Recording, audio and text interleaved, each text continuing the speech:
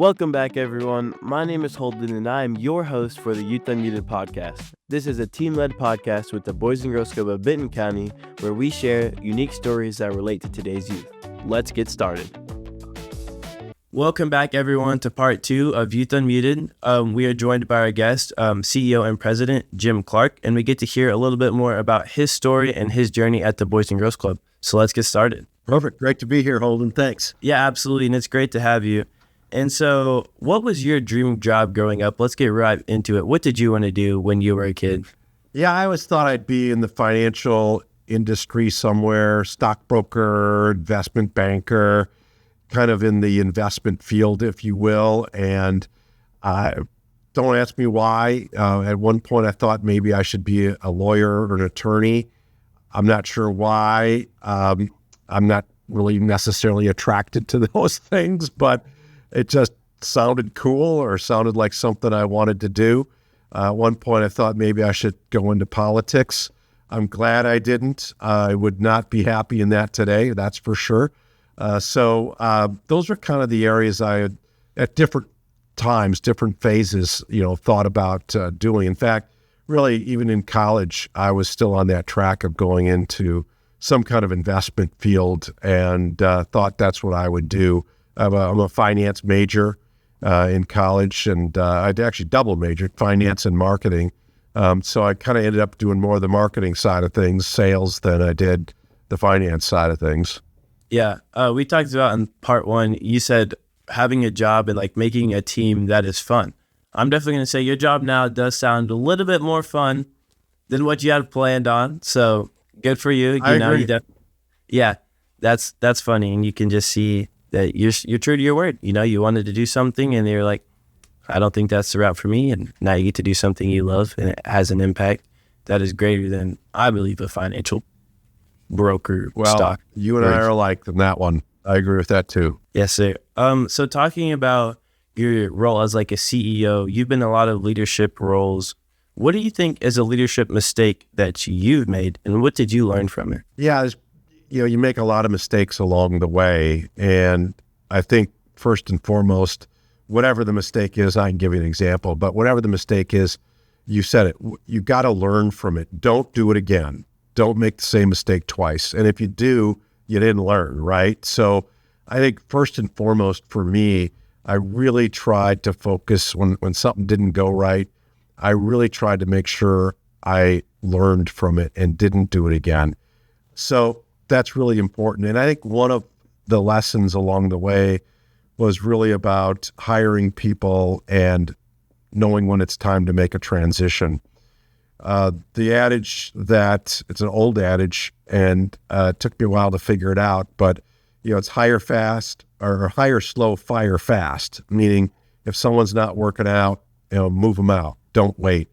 And inevitably, at least early on in my career, I would wait way too long and try to keep working with somebody and keep trying to get them to the right place, or if they weren't performing, to get them to perform, or, all of this. And as you started out, sometimes it's just not a good fit.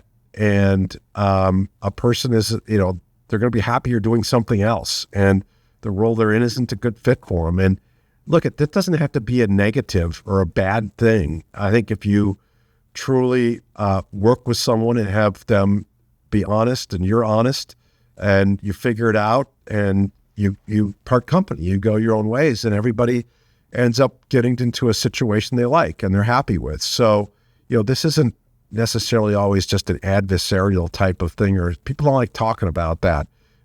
In the end, most of the time it's good, that you get someone that can go do something that they really want to do.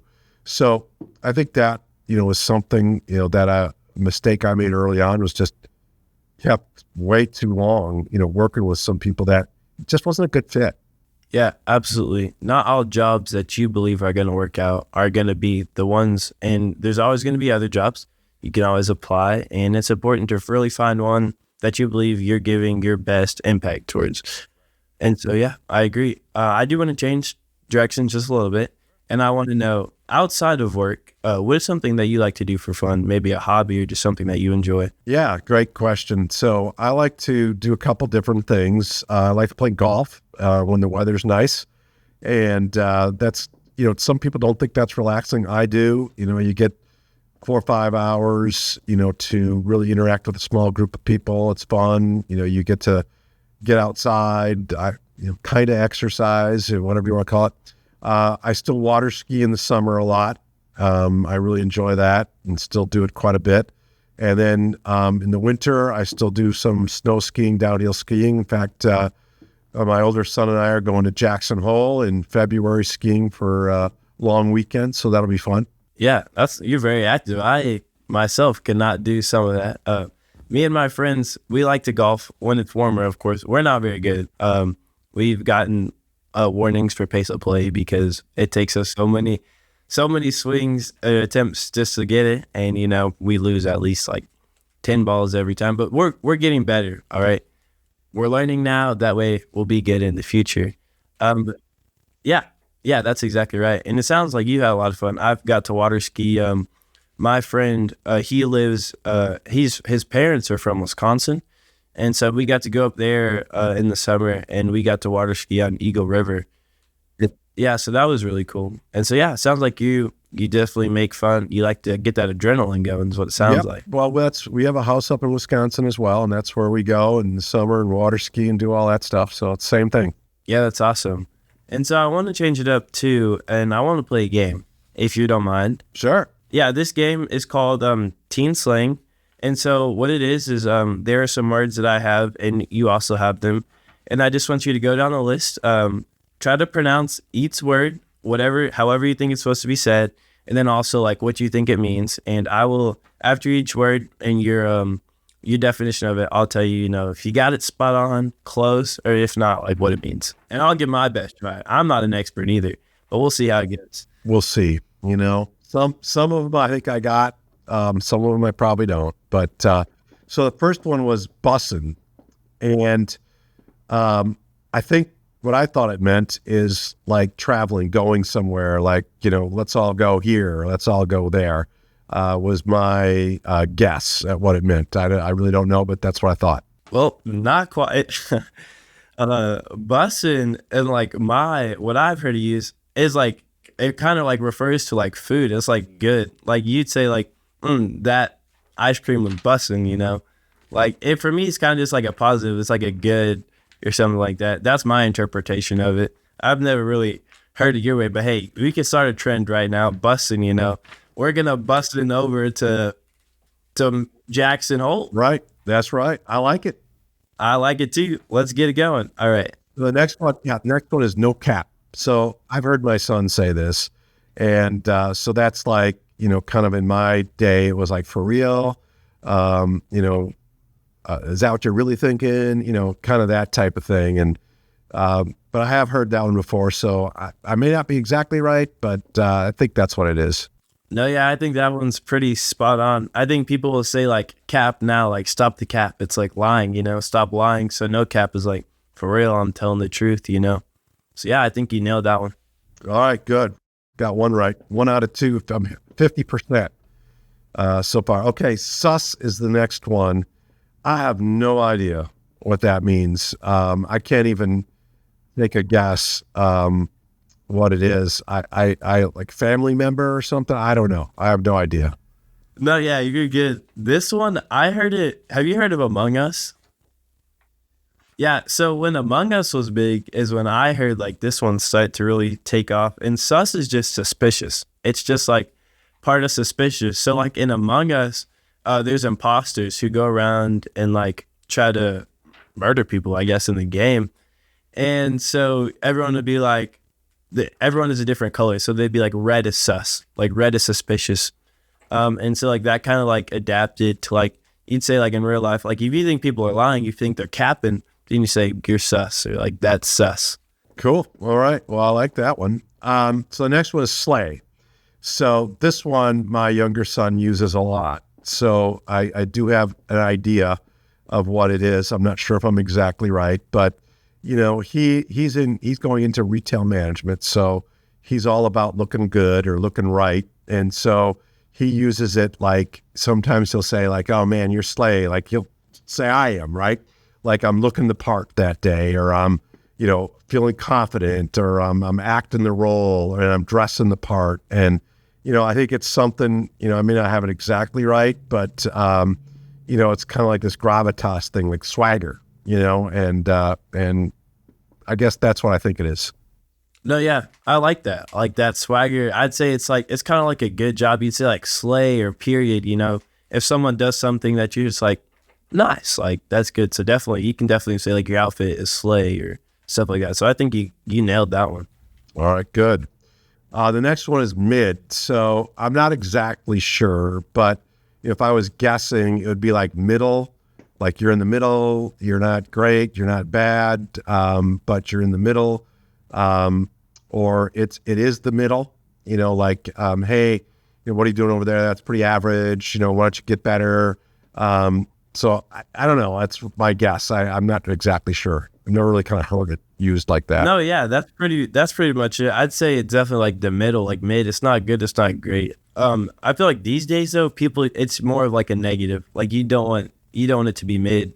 You could say like this food is like mid. It's not really something you enjoy, or like it's not a compliment. That's for sure. So it's definitely like a negative, I'd have to say.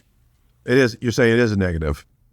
Yeah. Well, okay. Well, I wouldn't have called it negative, but kind of middle, average, whatever. Now maybe don't call anyone mid. The next one's bet. So I have heard this, and like I said, my kids both use this one. So it's like someone says, "Hey, let's go do this." Bet. It's like okay, like yes, like good idea. That kind of thing. So I think that's what it means. Yeah, that was your best one so far. I mean, you gave example. My people ask me to hang out. Bet. Good idea. I use that one all the time. So yeah, I think you know that one. It's just like, okay, yep, let's do it. I'm down. Bet. Let's go. Good. All right. Woo. Got a couple good ones here. All right. Next one is cooked. So this was a word that was also popular when I was a teen. Now, I'm guessing it means something a little different. But when I was young, if someone was cooked, in the kind of way of saying it is, they were somehow influenced. They were, not like with words, but like with drugs or with marijuana or something. And they were kind of spaced out. They were, they were definitely cooked. And so that's what it kind of meant when I was growing up. No, yeah. That's definitely a way to use it. I wouldn't say it's like in this scenario, when you say you're cooked, it's kind of like you've been caught, like you're in trouble. Like you get called to the principal's office, you're cooked. Your parents are yelling at you, like you're cooked. Let's say like I just took a test and I knew I failed. I'd say I'm cooked. Like I just failed this test. I just bombed it. So yeah, cooked is kind of like, it's another negative, but you just say it as like, uh-oh, that's not good. Like if you're cooked, that's not a good thing. I've heard it the way that you use it, like someone's cooked. But yeah, that's definitely, I'd say this way is like, you're cooked is definitely a way of saying like, not good, you're in trouble. Okay, well, kind of a variation of it. Yeah, now you know. All right, low key. Well, I think that is what it is, right? That you're, kind of on the DL, the down low, play this down, it's not, all animated and excited and jumping around, you're low key, you're, kind of, mellow, whatever the words may be. That's what I think it means. Yeah. So I'm going to say not exactly. And this one, like low key, I'd be like, I'm low key hungry, or low key, I think we should do this. It just means like, I am. It's kind of like people use literally, like I'm literally this. Low key is just, it's kind of like another literally, like I low key am enjoying this podcast. I guess it's like another way to say like you are. All right, good. See, different meaning, but so again, similar, right? There's a deviation there. You haven't been too far off. You haven't been too far off. Adjacency. All right, fire. Well, my kids use this too. So, hot, right? You are. So in my vernacular, it'd be cooking, right? You are, you are really rocking, you are, moving, you are playing, you are gaming, you are making it happen on fire. It is rocket ship. No, for sure. I think that's right. Like in sports, someone could be like on fire, they're hot. They're making all their threes. They're scoring touchdowns. But it could also be like like you're looking fire. Like your quarter zips are in right now. So I could say your fit is fire because a lot of people are wearing quarter zips and you're rocking it. So you got a fire quarter zip on. Well, the next one is bro. So, hey, bro, come on over here. Or hey, bro, let's go do this. Or, in my day, that was dude, like look at that dude over there. Look at that bro over there.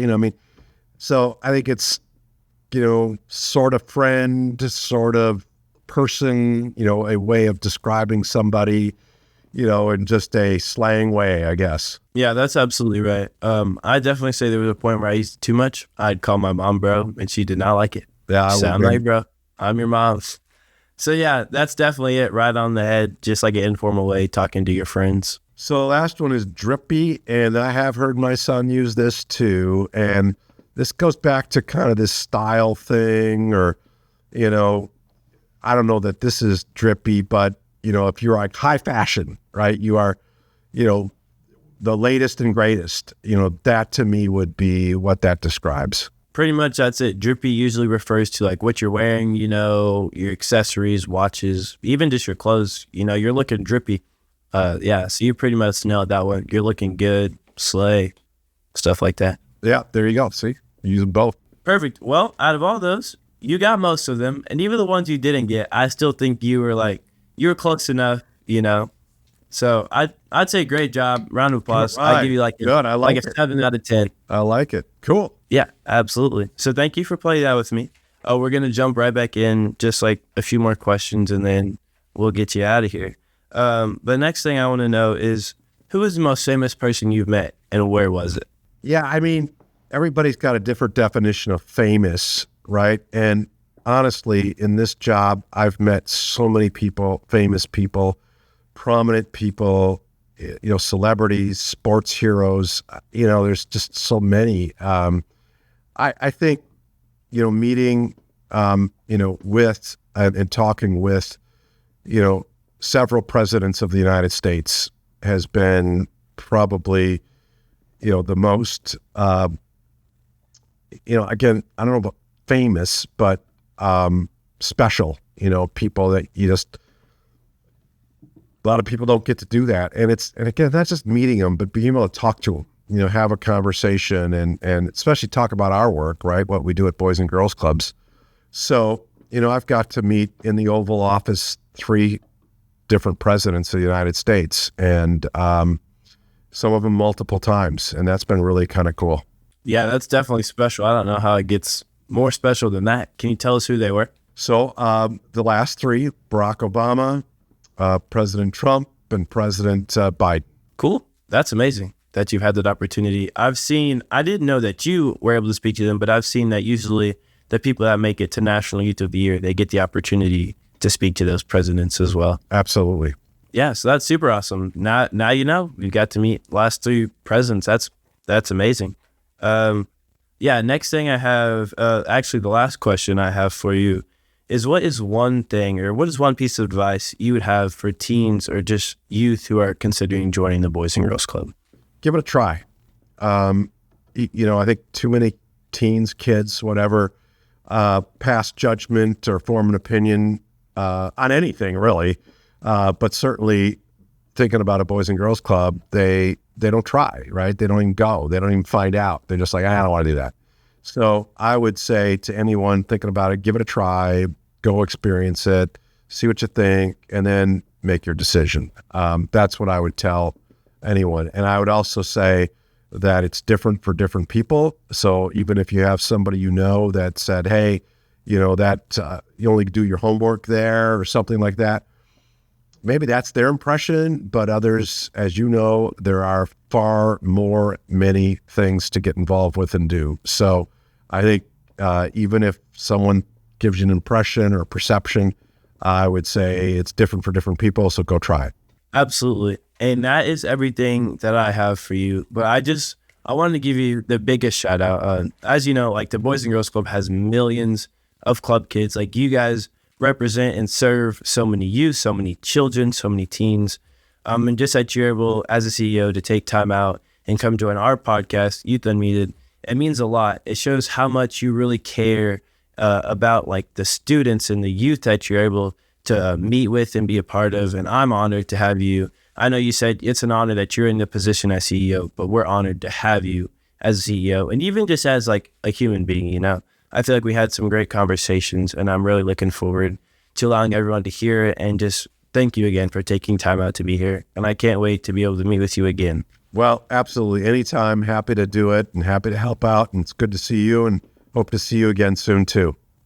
Yeah, absolutely. Well, thank you guys for listening. That is all I have, and join us next time on Youth Unmuted. Thank you all for tuning in. Again, I am Holden, your host. Please like this video and subscribe to Youth Unmuted wherever you get your podcasts. Until next time, peace.